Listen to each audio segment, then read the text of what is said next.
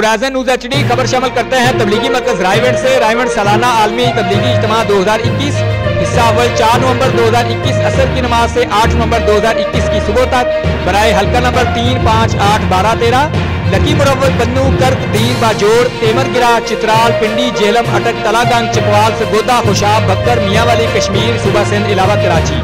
हिस्सा 2 11 नवंबर 2021 असर की नमाज से 15 नवंबर 2021 की सुबह तक बराए हल्का नंबर 2, 9, 14, 16, 17 कुहाट हंगू करम औरकजई एजेंसी तिराह सद्दा दर्रा आदमखेल मर्दान मालाकंड दरगई सवाबी गाजी तरबेला बिशाम भट्टग्राम मानसेरा चिल्लास एबटाबाद कोहस्तान तोरगर हरीपुर बहावल नगर बहावलपुर रहीमयारखा लोधरा गुजरावाला गुजरात शेखुपुरा हाफजाबाद सियालकोट नारोवाल मंडी बहाउद्दीन।